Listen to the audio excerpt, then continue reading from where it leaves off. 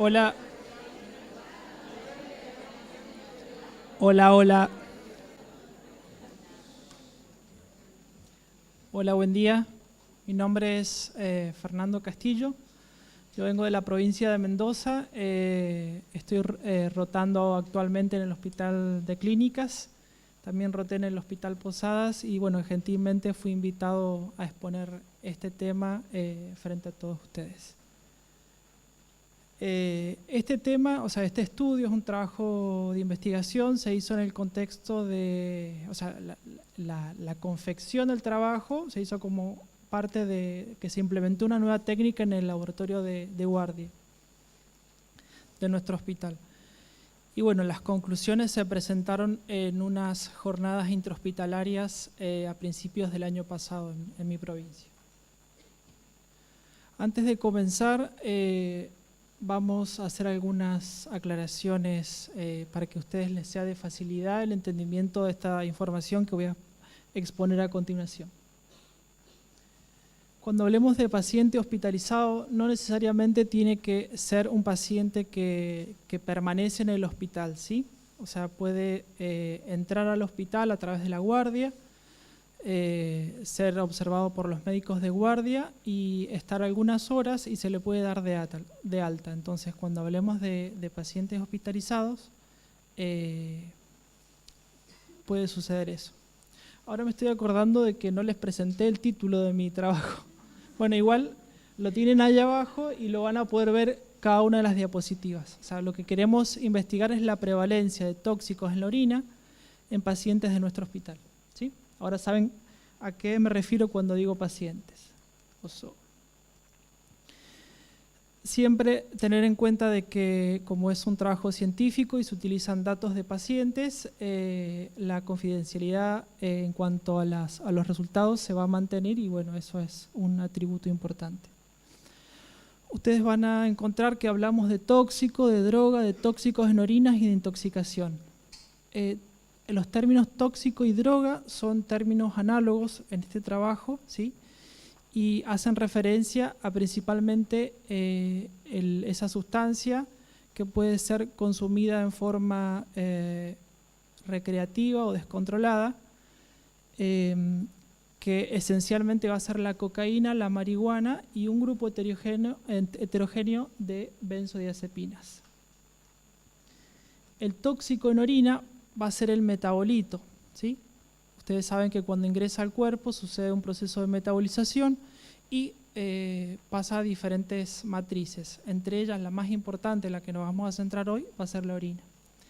Y la intoxicación, bueno, es un estado cuando supera cierto valor, ¿sí? Entonces, esos 4 términos van a aparecer y necesito que sepan eso antes de comenzar. En toxicología se asocia la sensibilidad a la capacidad que tiene la prueba diagnóstica en detectar una sustancia específica. En cambio, la especificidad a la capacidad que tiene de identificarla, ¿sí? A medida que avancemos, van a ver que vamos a jugar con la sensibilidad y con la especificidad cuando presentemos las metodologías diagnósticas que están en el marco presente. Bien. Como todo trabajo científico, tiene un planteamiento del problema. Entonces, nosotros sabemos que existen estadísticas a nivel nacional, sabemos que existen un observatorio a nivel provincial, o sea, lo digo por la provincia de Mendoza específicamente, pero desconocemos cuál es la realidad de nuestro hospital. De hecho, les decía más temprano de que esta técnica se ha puesto a punto hace muy poco tiempo, entonces no había evidencia directamente. Bien. En cuanto a la justificación, bien, el dosaje de esta droga en pacientes tiene real importancia para ciertos casos. O sea, el médico no le pide a cualquier persona en su orden una búsqueda de tóxicos en la orina, sino que hay ciertos rasgos, como por ejemplo son estados de somnolencia o comportamiento errático o comportamiento bizarro que llevan al médico a solicitar este estudio. Que vamos a ver adelante que puede o no tener un resultado esperado, o sea, ser de gran contribución. Principalmente evaluar la tendencia nos ayuda a direccionar los recursos, ¿sí? una provincia, un estado no hace búsqueda de estos tóxicos porque sí, sino que generalmente eso lo que reporta es una información que va a ayudar a centralizar recursos o estrategias nacionales para la prevención. Y sí o sí debemos decir de que el consumo durante el embarazo es altamente nocivo para la persona esa que está creciendo al interior de la madre, ¿sí? Principalmente afecta al desarrollo del sistema nervioso central, eso ustedes lo saben perfectamente, y altera el peso y la talla. Además de los signos de abstinencia, porque hay que recordar de que ese bebé durante la gestación recibe una buena cantidad de droga y en el momento que sale de la panza de su madre, del vientre de su madre, deja de estar en contacto con la droga y sufre abstinencia. De hecho, en nuestro hospital es algo que sucede y que es uno de los grandes problemas que aqueja al servicio de neonatología. Bueno, en cuanto a los antecedentes a nivel nacional, el principal referente que tenemos es el Sedronar, ¿sí? O sea, en realidad es la Sedronar, porque es una secretaría que se encarga del control de las drogas y de la administración de los precursores químicos. Entonces, si el día de mañana ustedes se ponen un laboratorio y quieren comprar ácido sulfúrico, le tienen que pedir autorización a la Sedronar porque esta entidad puede pensar de que el ácido sulfúrico lo estamos ocupando para sintetizar alguna droga. Entonces, esta entidad que es a nivel nacional se encarga del estudio y principalmente el hecho de hacer estudio va a ayudar a determinar la magnitud y las características del consumo, o sea, las tendencias. Se va a estimar qué factores son necesarios para evitar el riesgo y cómo se lo puede proteger al paciente. Se va a estimar la cantidad de recursos destinados principalmente al tratamiento y se va a identificar todo lo que le falta a una nación para hacerse cargo de esta dolencia. Sedronar cada tanto hace estudios y envía los resultados de esos estudios. Hubo un estudio fuerte en el 2010 y el último estudio, que es el más reciente, fue en el 2017. Y estas son algunas de las cosas que les presento que tienen que tener relación o no, lo vamos a ver más adelante, con la realidad de nuestra provincia.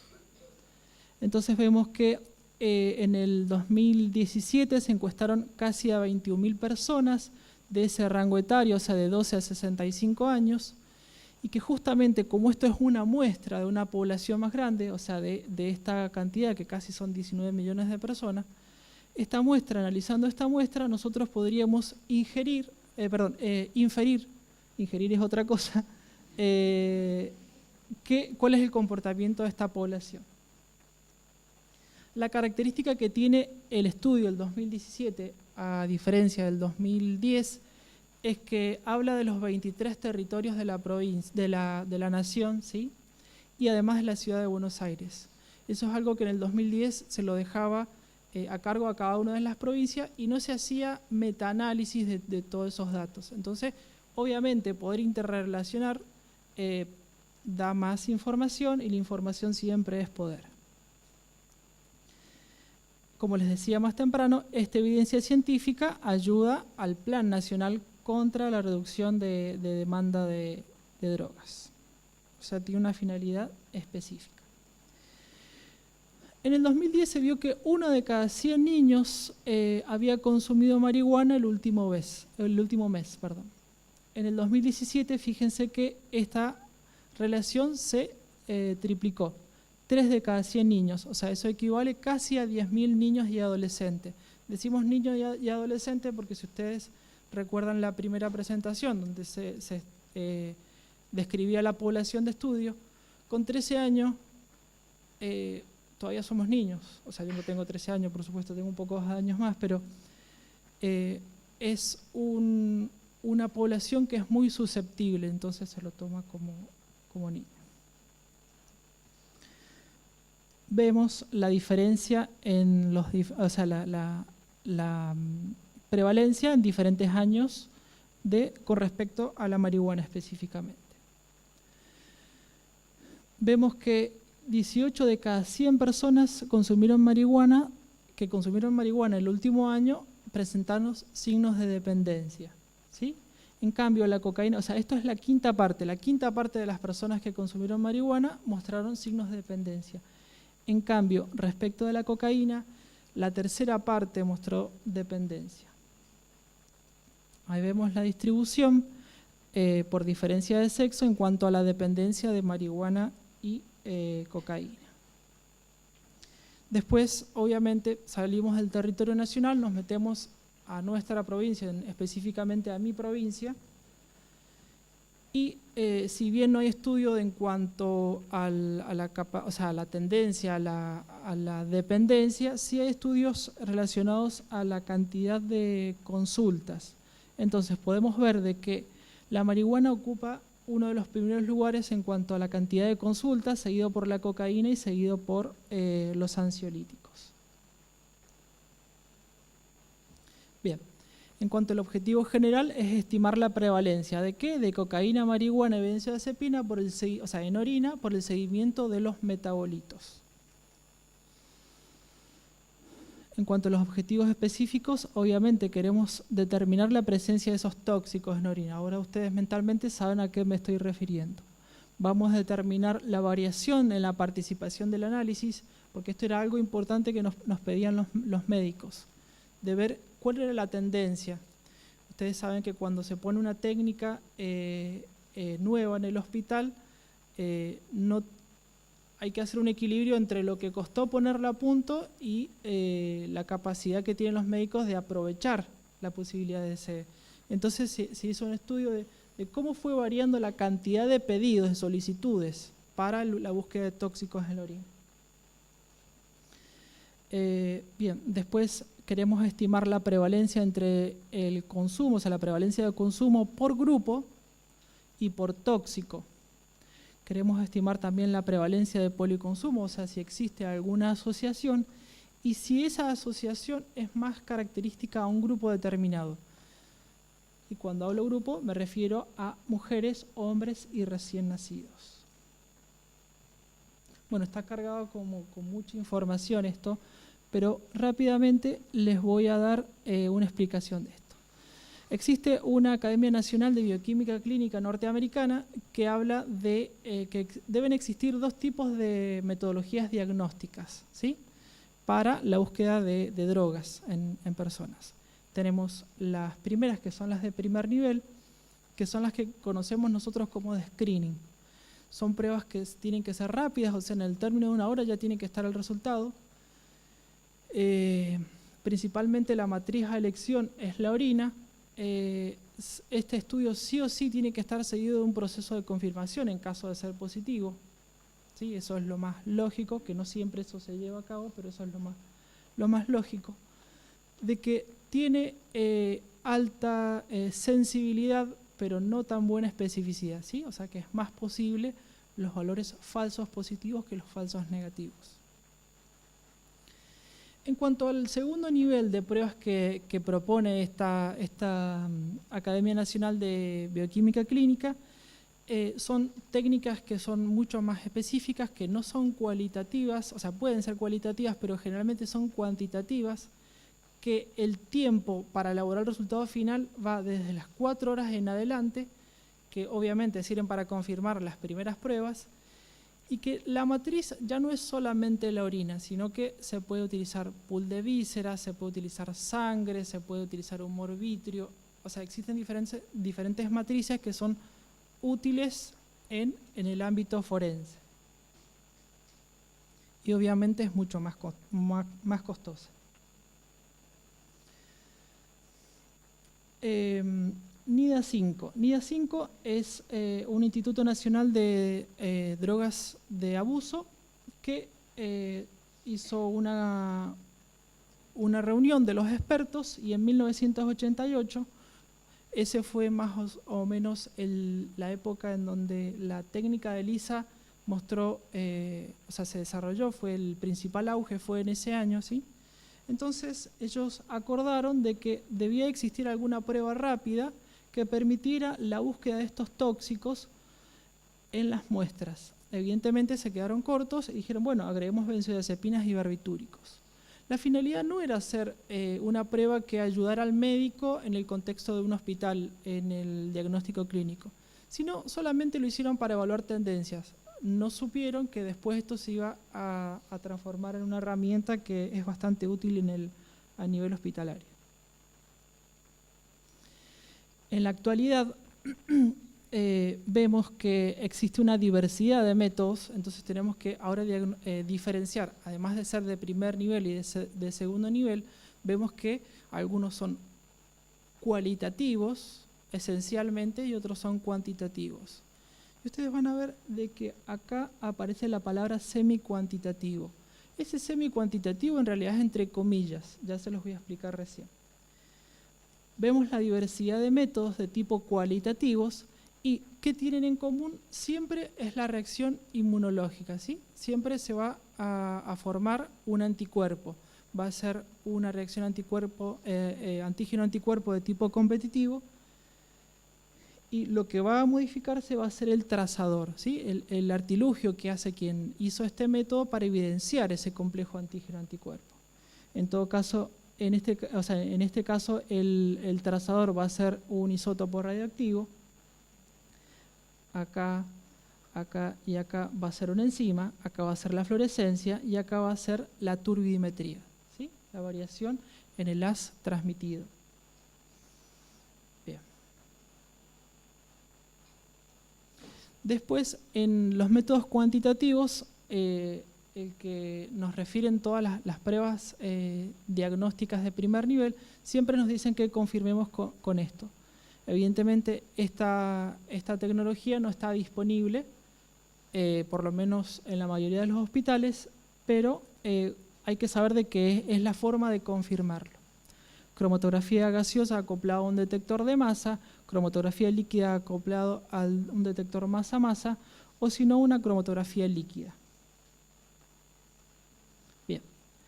Cuando hablemos de cocaína, marihuana y benzodiazepinas, en realidad lo que vamos a estar diagnosticando generalmente por las pruebas cualitativas son los metabolitos. En el caso de la cocaína es la benzoil-ecgonina, en el caso de la marihuana es el ácido 11-nor-delta-THC y en el caso de las benzodiazepinas generalmente, ustedes saben que las benzodiazepinas es un grupo muy heterogéneo de medicamentos, o sea, de principios químicos activos.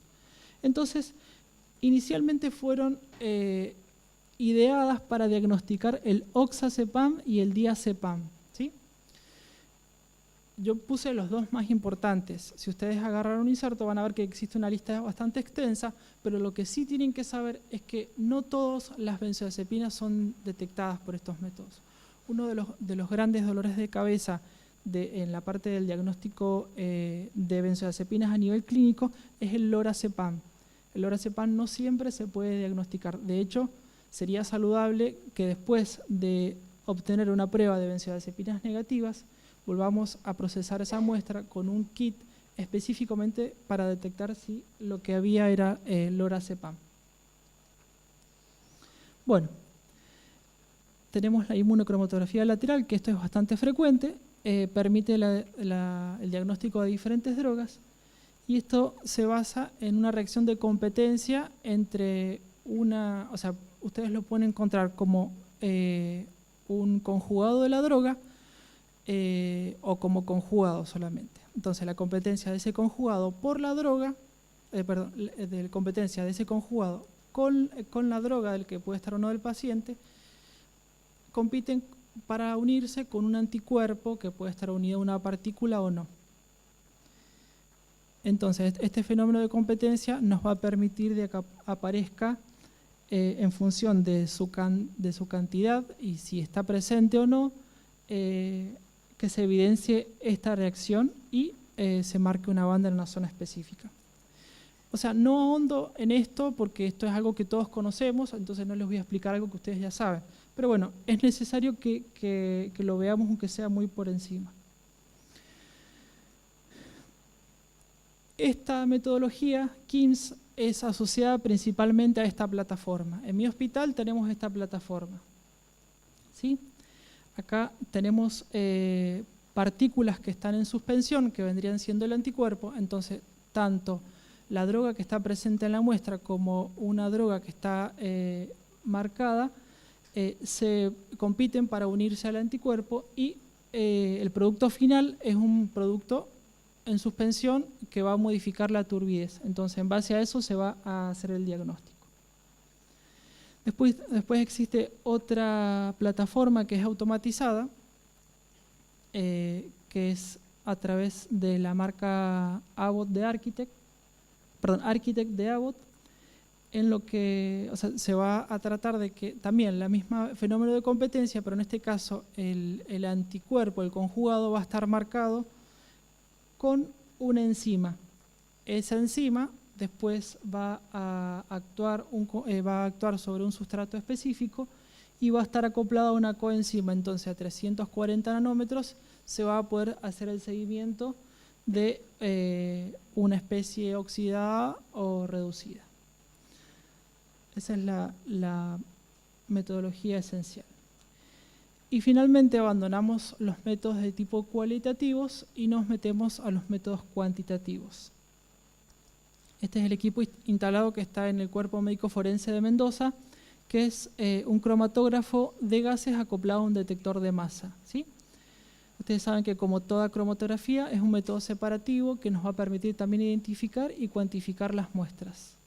Entonces, esa separación se va a hacer mediada por una columna. Ese compuesto, la sustancia tiene que ser volátil o fácilmente volatilizable.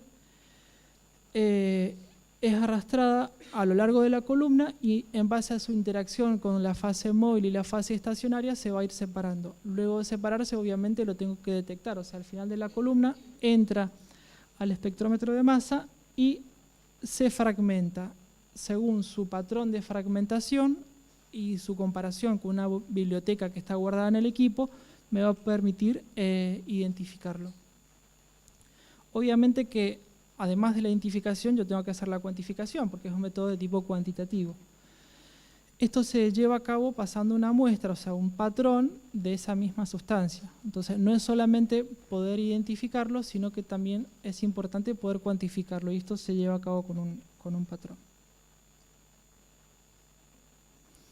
Bueno, tenemos un organismo que, si bien es norteamericano, es la referencia que tenemos hasta el momento. Tanto SAMHSA como NIDA son las que proveen los puntos de corte, principalmente para las pruebas de tipo cualitativas. Ustedes saben que a través de la estimación de un valor por debajo decimos que esa prueba es negativa, o por encima que es positiva. Quien está encargado de proponer los puntos de corte a través del estudio de todas las pruebas disponibles, las metodologías, es SAMHSA. Vemos que a medida que vamos pasando de metodología, estas tres que son de tipo cualitativa y estas dos semi-cuantitativas, vemos que la capacidad que tiene es mucho menor, la capacidad de discriminación, la sensibilidad va aumentando cuando se hace más cuantitativa.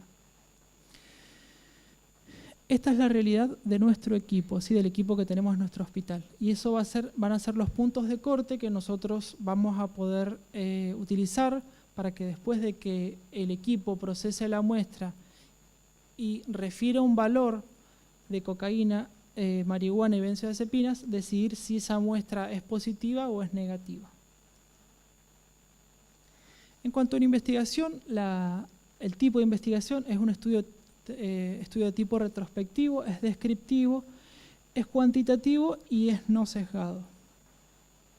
La población son pacientes del Hospital Lago Mayor. La muestra son 498 pacientes, que está constituido principalmente por mujeres y hombres de 15 a 80 años. Hay que recordar de que nuestro hospital no atiende a los niños, tiene 3 pisos de maternidad, esto es literal, recién nacidos y embarazadas sobran en nuestro hospital, pero no atiende a los niños. Entonces, a partir de 15 años a 80 años se le hizo estos estudios. Y los recién nacidos desde 1 hora de vida hasta 3 meses de vida, que ese es el tiempo que que puede estar internado en neonatología frecuentemente. El periodo de tiempo fue de abril del 2016 a enero del 2017. En cuanto a las variables de nuestro estudio, fue el periodo de tiempo que se dividió en meses, o sea, nosotros vimos la evolución en meses. De hecho, ustedes van a ver que las conclusiones finales van a estar referidas a los meses, a cuál fue el comportamiento de los meses. El grupo de estudio fue las mujeres, los hombres y los recién nacidos. El tipo de estado analítico nos va a derivar en dos clases de pacientes: los que están intoxicados, ustedes ya hacen la referencia a qué me refería con estar intoxicados, y a los no intoxicados.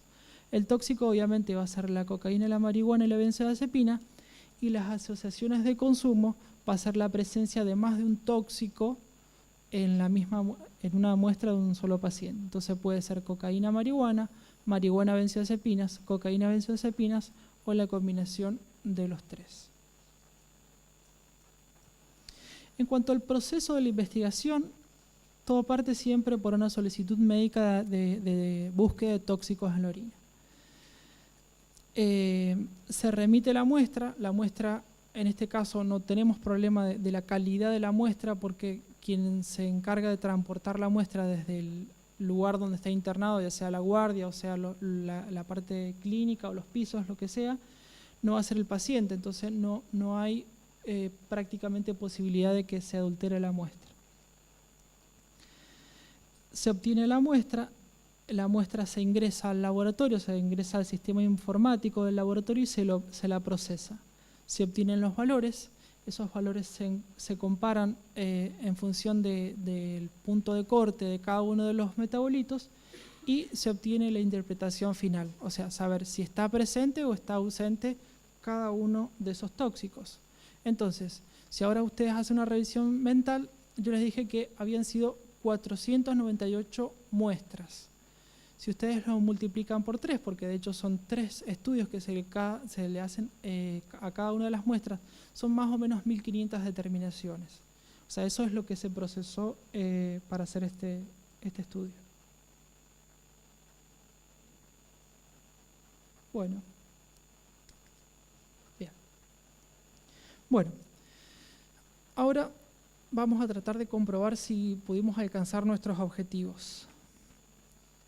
Este gráfico muestra la distribución en el periodo de tiempo de la cantidad de solicitudes médicas de tóxicos, ¿sí? Entonces, vamos viendo que si bien al inicio la cantidad de solicitudes médicas en hombres y en mujeres fue equivalentes, en recién nacidos era muy poco conocido, se lo pedía muy poco. A medida que fue avanzando el tiempo, la cantidad, o sea, el uso principalmente en recién nacidos creció exponencialmente. Acá vemos los 3 grupos etarios, o sea, mujeres, hombres y recién nacidos, en función del consumo de cocaína. Vemos que la cocaína es la preferida por estos 3 grupos, ¿sí? En realidad, uno dice, bueno, el recién nacido prefiere consumir. No, el recién nacido no consume, sino que es producto de la administración de tipo vertical. Vemos que la cocaína es más frecuente, que le sigue la marihuana y finalmente las benzodiazepinas.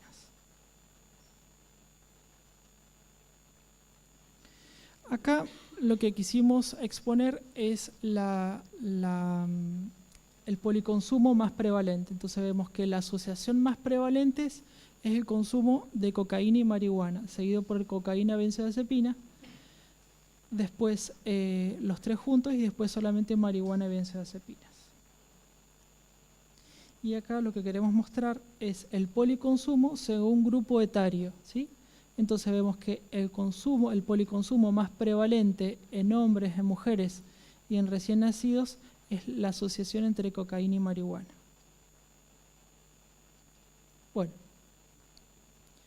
en cuanto a las conclusiones, y ya para llegar a la última parte de nuestro trabajo, se procesaron 498 muestras correspondientes a 1.494 determinaciones, ¿sí? De todas esas determinaciones que se realizaron, solamente el 15,5% dieron positivas, ¿sí? Con ese 15,5% es con las que se les presentaron estos datos que ahora les estoy presentando. para alguno de los 3 tóxicos, cocaína, marihuana y benzodiazepinas. También se vio que la prevalencia de consumo se da principalmente en hombres y después seguida a la mujer. La droga más consumida, por lo menos en nuestra provincia, en nuestro hospital, es la cocaína, seguida de la marihuana. El policonsumo más frecuente está dado por la asociación entre cocaína y marihuana y está seguido por la cocaína y las benzodiazepinas. Y esta, que es más frecuente, cocaína y marihuana, se da principalmente en los hombres. El tóxico hallado, bueno, acá hago la distinción, porque en realidad no es consumo, sino en los recién nacidos, sino que es el tóxico que nosotros hallamos en los recién nacidos, es la cocaína, después seguida de la marihuana. Bueno, y en cuanto a la discusión final, lo que tenemos que tener en cuenta es que una solicitud de examen de tóxicos en orina solo en algunos casos nos puede brindar una explicación. O sea, cuando decimos nos puedes, lo vemos por el lado del médico, le puede reportar un beneficio, ya sea positivo o negativo, pero el hecho de pedirlo, en algunos casos, solo en algunos casos le puede brindar un beneficio. El hecho de detectar tóxicos en orina, no hace falta que el paciente esté intoxicado. Simplemente detectar tóxicos en la orina indica una exposición en una ventana de tiempo determinado, que eso es característico a cada persona, a la tasa del clearance que tiene cada uno de esos metabolitos en el organismo. Bien. Vemos que la creciente demanda de análisis la creciente demanda de análisis, la velocidad de los resultados y la falta de conocimiento por ahí hace de que se malinterpreten los estudios o se le pida a una prueba diagnóstica, ya sea automatizada o no, pero que siempre sigue siendo de tipo cualitativa, poderla utilizar para evaluar la evolución del paciente. O sea que no es lícito, por lo menos eso lo expone expresamente tanto Roche como Abbott, utilizar estas plataformas de tipo semi-cuantitativas para hacer seguimientos de pacientes, ¿sí? Recuerden que siempre se tiene que confirmar con una metodología como es la cromatografía gaseosa. Vemos que hay falsos positivos principalmente por la analogía estructural, ¿sí? Hay ciertas sustancias, por ejemplo los AINES, que interfieren en las metodologías y nos pueden dar falsos positivos. Recuerden que los métodos cualitativos tienen sí alta sensibilidad, pero a costas de una relativa especificidad. Las implicaciones legales que pueden tener estos resultados hacen que sea necesaria la confirmación, ¿sí? Hay ciertos casos que el hecho de encontrar droga en un chiquito, rápidamente recuerdo cuando roté en el cuerpo médico forense un caso muy conocido que unos padres mataron a su hija y le encontramos droga, o sea, le encontramos cocaína, marihuana. Entonces, tiene sí una implicancia de tipo legal, el hecho de, o sea, es como abrir una caja de Pandora, ¿sí? Por eso que es necesario la confirmación. Y finalmente, preservar la confidencialidad de los datos obtenidos. Existe mucha ambigüedad de opiniones en cuanto a si está bien o no consumir drogas, ¿sí? Entonces hay que ser muy cautelosos, muy respetuosos en cuanto a la ambigüedad de opiniones.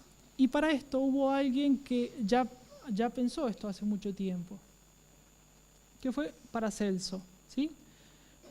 Hay algo que no sea veneno, todas las cosas son venenos y no hay nada que no lo sea, solamente la dosis determina una cosa sea o no veneno.